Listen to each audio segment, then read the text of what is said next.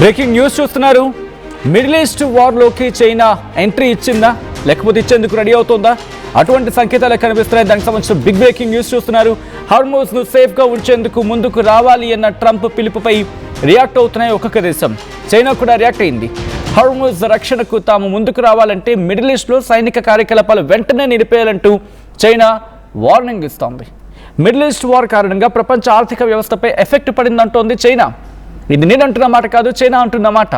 China ఈ అంశానికి సంబంధించి పూర్తి స్థాయిలో రియాక్ట్ అయింది. ఒకటే అంటోంది, మిడిల్ ఈస్ట్లో పరిస్థితులు చెక్కబడాలి అంటే అక్కడ నార్మలైజ్ అవ్వాలంటే కనుక ప్రస్తుతం అక్కడ సైనిక కార్యకలాపాలు పూర్తిగా ఆగిపోవాలి అనేది వినిపిస్తున్నమాట.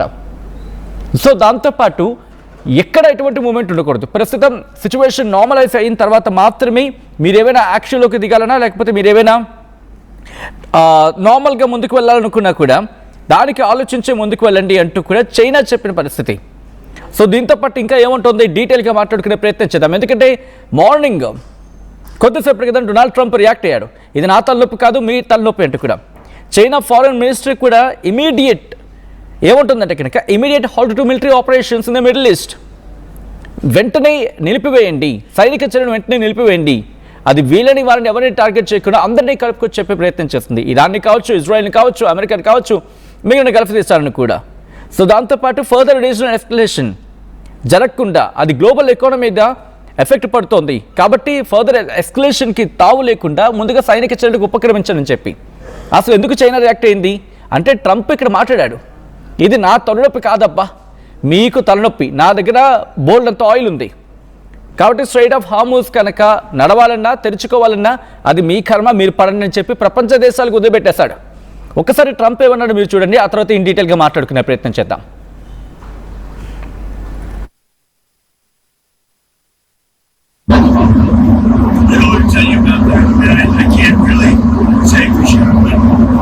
China's an interesting case study. They get most of their oil, as you know, by car. They get a lot, about 90% from the strait. So like I said, would you like to come in and we'll find out. Maybe they will, maybe they won't. You know, there's some other deeper reasons why they may not. They should come in my opinion. It never made sense for years. If you go back and look at what I said years ago, I said, why are we maintaining right, అది Trump చేసిన వ్యాఖ్యలు. Trump ఏమన్నాడు గత కొద్దిసేపటి క్రితం Trump చేసిన statement అది నా తలనొప్పి కాదు. ఒక్కసారి నేను చెప్పే ప్రయత్నం చేస్తున్నాను. ఏమన్నాడంటే యుఎస్ ప్రెసిడెంట్ డొనాల్డ్ ట్రంప్ అక్కడ కంట్రీస్ని డిమాండ్ చేయడం జరుగుతోంది. వార్షిప్స్ కనుక స్ట్రైట్ ఆఫ్ హార్మూజ్ ఓపెనింగ్ సందర్భంలో వెళ్ళాలంటే కనుక ఆయన ఏమంటున్నాడు, యునైటెడ్ స్టేట్స్కి అవసరం లేదు. United states doesn't even need oil the transits through the Gulf.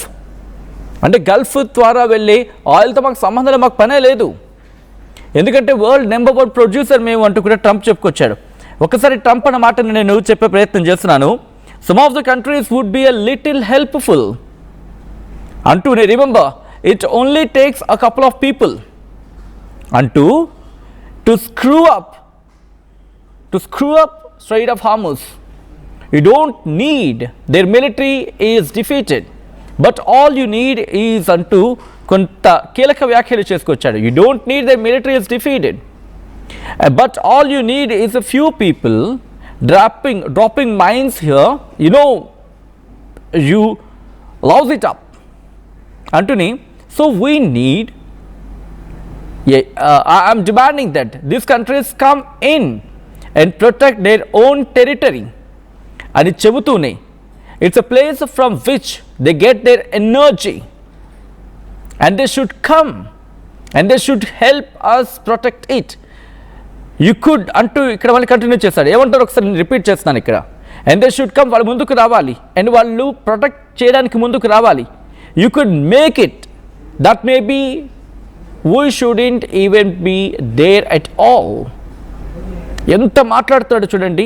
Because we don't need it, we have a lot of oil, మాకు అవసరం లేదు, మాకు సంబంధం లేదు. ఇది అమెరికా వైఖరి అంటే, ఇది అమెరికా అంటే. We are the number 1 oil producer anywhere in the world ×2. We are double. Now I think it's much higher than that అని చెబుతూనే, but we do it. It's almost like we do it for habit. వాళ్ళకి అలవాటుగా చేస్తూ ఉంటారండి ఇది సాయం. But we also do it for some very good allies that we have అంటూ కూడా. It's almost like we do it for habit అంటూని, but we also do it for some very good allies and we have in the Middle East అంటూ కూడా సమర్థించుకొచ్చే ప్రయత్నం చేస్తున్నాడు. So క్లుప్తంగా చెప్పే ప్రయత్నం చేస్తాను ట్రంప్ ఏమన్నాడు అనేది. ఇప్పుడు స్ట్రైట్ ఆఫ్ హార్మూజ్ దగ్గర వెషల్స్ని పంపిస్తాడు. నేను ట్రంప్ అన్న మాట నేను కోట్ చేస్తున్నాను, ఎక్కడ పక్కటి నుంచో పట్టుకొచ్చే ప్రయత్నం చేయట్లా.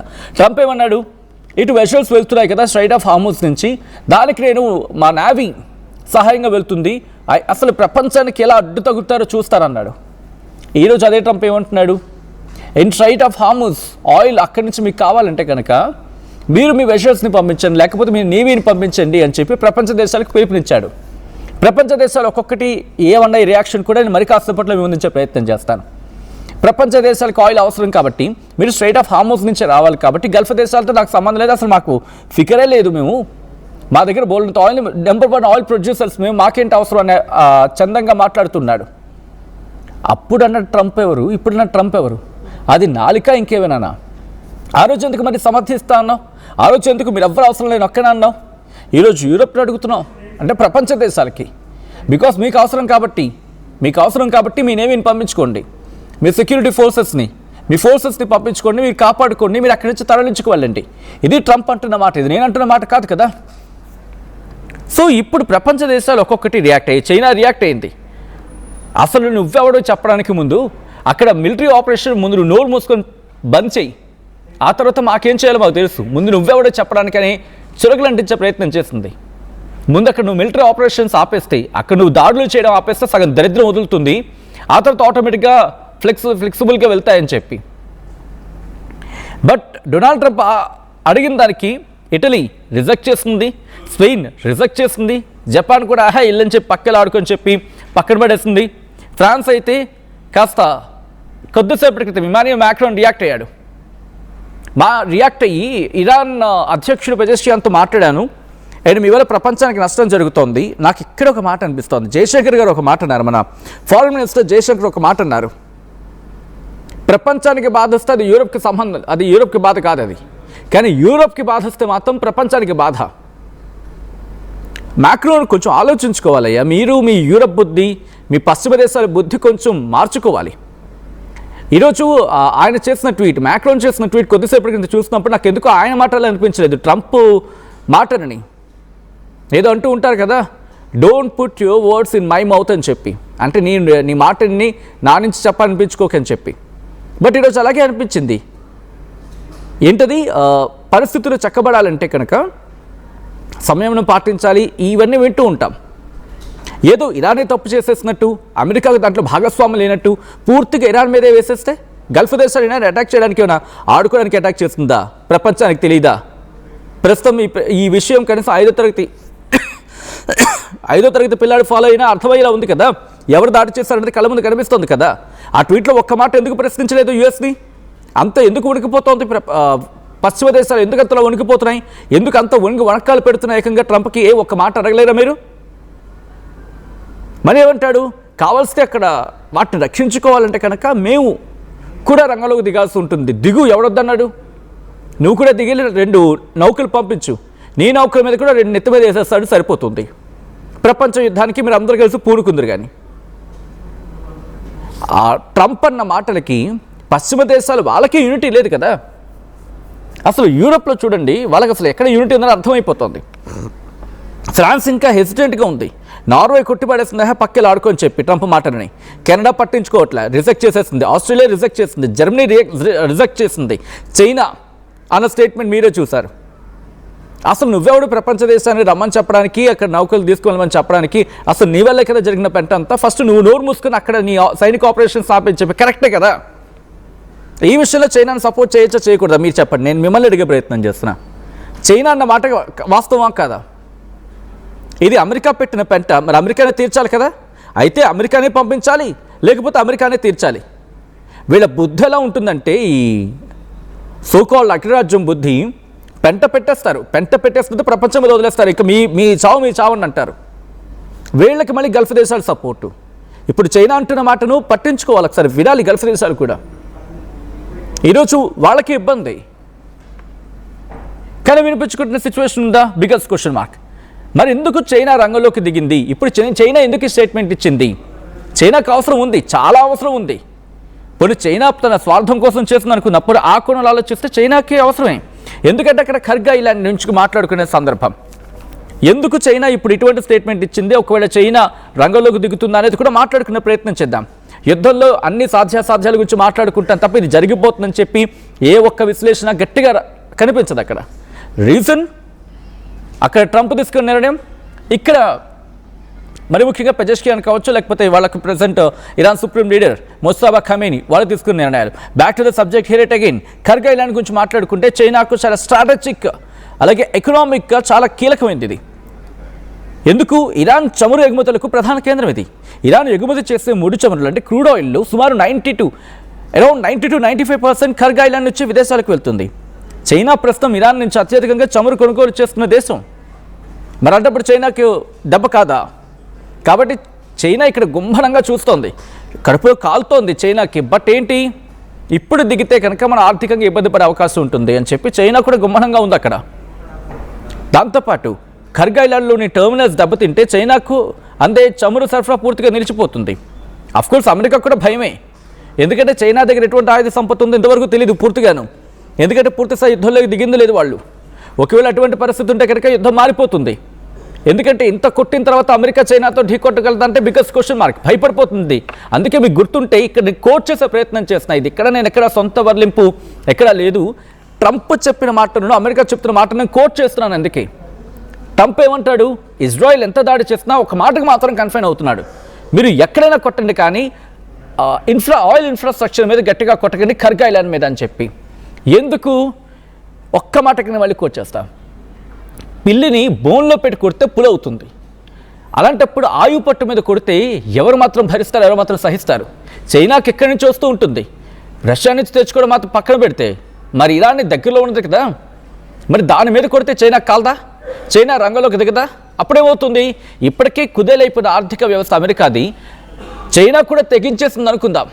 మూడో ప్రపంచ యుద్ధం అంటే ఎక్కడ చూసినా కరెక్ట్గా కుదురుతుంది. నేను మీకే వదిలిపెట్టే ప్రయత్నం చేస్తున్నాను, ఎందుకంటే సాధ్యాసాధ్యాల గురించి మాట్లాడినప్పుడు ఇక్కడ యూరోప్ ఏముంటుంది, ఇక మేము రంగాలకు దిగాల్సి ఉంటుంది అంటుంది. యూరోప్ అంటే కంప్లీట్గా యూరోప్ కూడా కాదు. ఇమాన్యుయల్ మాక్రాన్ దిగవ ఎవడు కాదన్నాడు, 2 నౌకలు పంపించు, ఇప్పటికే ఆల్రెడీ మీరు రష్యాతో యుక్రెయిన్ యుద్ధంలో భాగంగా మీరు వాళ్ళకి సపోర్ట్ ఇచ్చినప్పుడు గ్యాస్కి కన్నం పడి మీరు అప్పుడు చలికాలంలో ఎటువంటి ఇబ్బందులు పడ్డారో ప్రపంచం చూసింది. 2 నౌకలు పంపించి వీడు లేపేస్తాడు దాన్ని వాళ్ళ దగ్గర ఉన్న ఆ తుక్కుపట్టిన పాత సామాన్తోని. అప్పుడు మీకు అర్థమవుతుంది పిక్చర్ ఏంటనేది.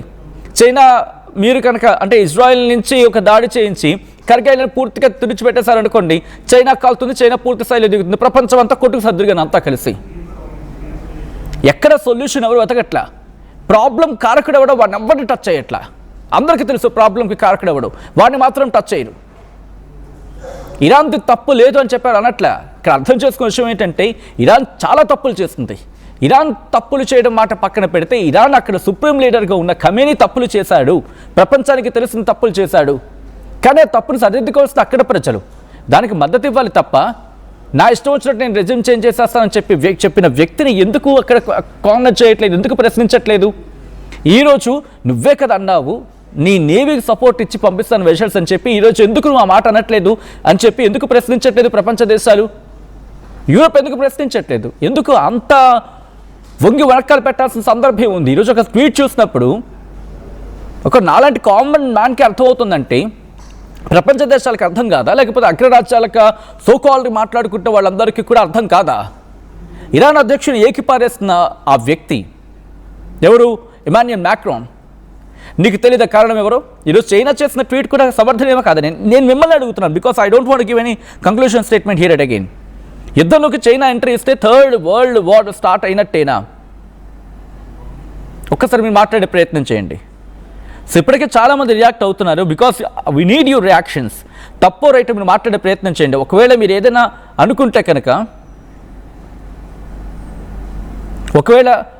అనుకుంటే కనుక just reply it so that correct చేసుకుంటాం. ఒకవేళ మా నుంచి ఏమైనా తప్పు ఉంటే కనుక బికాస్ నేను అందుకే చెప్పిన ప్రతి మాట అక్కడ కోట్ చేసే ప్రయత్నం చేస్తున్నాను. అమెరికా ఏముంది, దాంతోపాటు చైనా ఏముంటోంది, ఆ స్టేట్మెంట్స్ ఏంటి, ఎవరు ఎప్పుడు ఎందుకు ఏ విధంగా అన్నారు, ఇవన్నీ కూడా మాట్లాడే ప్రయత్నం చేస్తున్నాం.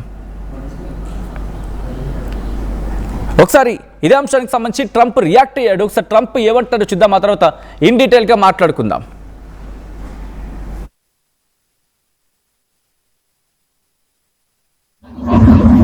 Little to tell you about that. I can't really say for sure, but China's an interesting case study. Again, most of their oil is in the pipe by far. They get a lot, about 90% vertical straight. So like I said, if you'd like to come in and we'll find out. Maybe they will, maybe they won't.